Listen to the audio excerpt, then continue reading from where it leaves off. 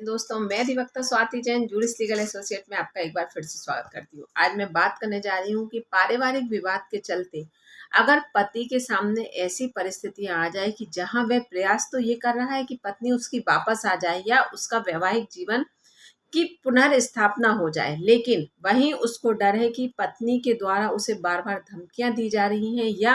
वो अपनी पत्नी को बुलाने का प्रयास करे धारा 9 का सहारा लेकर, वहीं उसकी पत्नी के द्वारा उसके ऊपर कोई केस कर दिया जाए। तो ऐसी परिस्थिति में पति को अपना बचाव कैसे करना चाहिए, या पति धारा 9 की अपील लगा चुका है, पत्नी रिप्लाई में केसेस कर कर बैठी है जबकि पति की कोई गलती नहीं है, लेकिन फिर भी पति उसका भुगतान कर रहा है क्योंकि पत्नी आने के लिए तैयार नहीं है और वह अपने वैवाहिक जीवन की स्थापना करने को तैयार नहीं है। या हम माने कि पति के द्वारा धारा 9 का केस किया गया, लेकिन बदले में पत्नी के द्वारा किसी भी प्रकार से कुछ भी रिएक्ट नहीं किया गया। तो ऐसी परिस्थिति में एक पुरुष को क्या करना चाहिए, जहां पत्नी आने को भी तैयार नहीं है, वहीं से बार बार धमकियां दे रही है। कई बार परिस्थिति ऐसी निर्मित होती है जहां लगता है कि पत्नी के द्वारा ऐसा कर दिया जाएगा या पत्नी ऐसा कर सकती है। तो आखिर पति क्या करे? जानकारी पूरी पाने के लिए वीडियो में बने रहिए, और अगर अभी तक आपने मेरे चैनल को सब्सक्राइब नहीं किया है तो मैं आपसे रिक्वेस्ट करूंगी कि मेरे चैनल को सब्सक्राइब कर लीजिए ताकि आने वाली वीडियो की नोटिफिकेशन आपको मिल सके। चलिए मैं बात करती हूँ कि अगर ऐसी परिस्थितियां आपके केस में निर्मित है जहां पत्नी धमकियां दे रही है, धमकी देकर पीहर चली गई है, वहां से आने को तैयार नहीं है और किसी भी प्रकार से कुछ रिएक्ट नहीं करे, जब भी उसको वापस बुलाने की बात करो या कोई भी लीगल नोटिस भेजो तो उस जवाब में सिर्फ धमकियां मिलती हैं। तो ऐसी परिस्थिति में पति को क्या करना चाहिए? तो यहाँ पर पति को डिवोर्स केस फाइल करना तो सेकेंडरी है कि अगर पति के सामने ऐसी परिस्थितियां निर्मित है तो पति को डिवोर्स केस फाइल करना है या नहीं करना, वो उसे विचार आराम से कर लेना चाहिए कि शायद उसे लगता है कि नहीं, किसी भी प्रकार से इस रिश्ते में कोई गुंजाइश है, हम इस रिश्ते को संभाल सकते हैं। मेरा जो परिस्थिति में पत्नी गई है उस परिस्थिति में भी हम कुछ ऐसा रास्ता खोज सकते हैं कि जहां पत्नी वापस आ सकती है। तो ऐसी परिस्थिति में अपने आप को सेफ साइड लेना, क्योंकि जनरली जहां हम ये देखते हैं कि महिला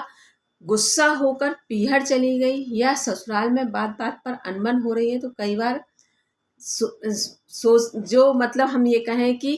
फोन के माध्यम से पीहर वालों का इन्वॉल्वमेंट होना, या ससुराल मायके चले जाने के बाद उसे पीहर वालों के द्वारा कहीं ना कहीं उसके माइंड को डाइवर्ट कर देना कि नहीं, तुम क्यों झुक रही हो, या उनके द्वारा इस तरह से किया जाता है तो तुम्हें इस तरह से रिएक्ट करना चाहिए, या तुम उनके साथ ऐसा व्यवहार करो तो वो डर कर अपने आप तुम्हें लेकर जाएंगे। तो यहाँ पर परिस्थितियां ऐसी निर्मित हो जाती हैं कि जहां पति पत्नी के बीच में विवाद नहीं होता, लेकिन दोनों के बीच में तीसरा व्यक्ति आकर, सॉरी मैं सोशल मीडिया बोलना चाह रही थी, जो मैं फोन के माध्यम से बोला, सोशल मीडिया के माध्यम से जहां आप लोग पल पल की खबर फोनों से इधर से उधर देते हैं, वो कहीं ना कहीं आपके परिवार के बहुत बड़ा विवाद का कारण क्रिएट कर देती है। तो यहाँ पर अगर ऐसी कोई परिस्थितियां हैं तो जहाँ पर आपको ऐसा लगता है कि अगर तीसरे व्यक्ति का इन्वॉल्वमेंट खत्म हो जाएगा तो मेरा परिवार बच सकता है, क्योंकि हर व्यक्ति अपने संभवतः प्रयास यही करता है कि वैवाहिक जीवन बच जाए। कुछ परिस्थितियां ऐसी निर्मित हो जाती है जहां परिस्थितियां हाथ से निकल जाती हैं और सिर्फ तलाक ही हाथ लगता है। तो यहाँ पर हम ये नहीं कहेंगे कि ये प्रयास महिला करती है या ये प्रयास पुरुष करता है। अपना परिवार बचाने का प्रयास हर व्यक्ति अपने तरीके से करता है। बस बात ये होती है कि कुछ व्यक्ति इस प्रयास को सही दिशा में कर लेते हैं और कुछ व्यक्ति इस प्रयास को गलत दिशा में कर लेते हैं, तो परिणाम उन्हें गलत निकलते हैं। तो अब बात करती हूँ कि अगर आपको ऐसा लगता है तो आपको इसके साथ क्या करना चाहिए। तो आपको ऐसी परिस्थिति में अपने एरिया में के जो थाना है, आपके आसपास जो थाना है, वहाँ पर आपको एक एप्लीकेशन लिखकर दे देना चाहिए, और वह सिर्फ और सिर्फ सीक्रेट तरीके से देना चाहिए कि हम पति पत्नी के बीच में इस तरह से बातचीत हुई, मेरी पत्नी मुझे इस तरह से धमकी देकर पीहर चली गई, या मेरी पत्नी ने मुझे धमकी दी है और वह घर में रह रही है लेकिन फिर भी उसने इस तरह से धमकी दी है मुझे। तो कल कोई भी ऐसी घटना घटती है तो मैं इसलिए आपके साथ आपको पहले से इस बात से आगाह कराना चाहता हूँ। और एसपी ऑफिस में दे सकते हो, एसएसपी ऑफिस में दे सकते हो, या आपके पास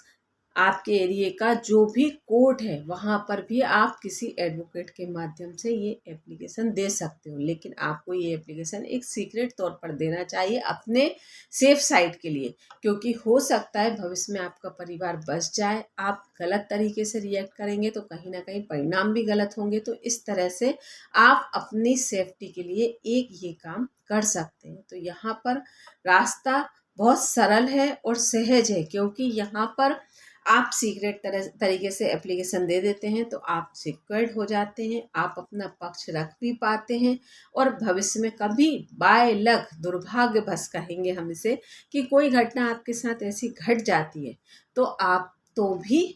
उसमें आपका प्लस पॉइंट होगा कि पत्नी के द्वारा इस तरह की बातें आपके साथ की जाती थी और उसके द्वारा ऐसा कर लिया गया। क्योंकि अधिकतर हम देखते हैं वाद विवाद में पत्नी के द्वारा ये धमकी देना या पति के द्वारा ये धमकी देना। यहाँ पर ये चीज़ अगर किसी पत्नी के साथ भी हो रहा है कि पति के द्वारा बार बार किसी भी बात पर से इस तरह से धमकी दी जाती है कि मैं सुसाइड कर लूँगा, मैं ऐसा कोई कार्य कर लूँगा, या मैं घर से बाहर चला जाऊँगा, मैं घर लौट कर नहीं आऊँगा, तो ये रास्ता पत्नी भी अपना सकती है। ऐसा नहीं है कि सिर्फ ये पुरुष के लिए है, ये महिला और पुरुष दोनों के लिए है कि अगर पति या पत्नी के द्वारा बार बार आपको धमकी दी जाती है या इस तरह से कोई भी बात कही जाती है तो आपको सबसे बेस्ट सोल्यूशन है आपको एक एप्लीकेशन दे देना चाहिए। चाहे थाने में दें, चाहे एसपी ऑफिस में दें, चाहे एसएसपी ऑफिस में दें, चाहे कोर्ट में दें, तो ये आपके लिए सबसे अच्छा सेफ पॉइंट होगा। धन्यवाद।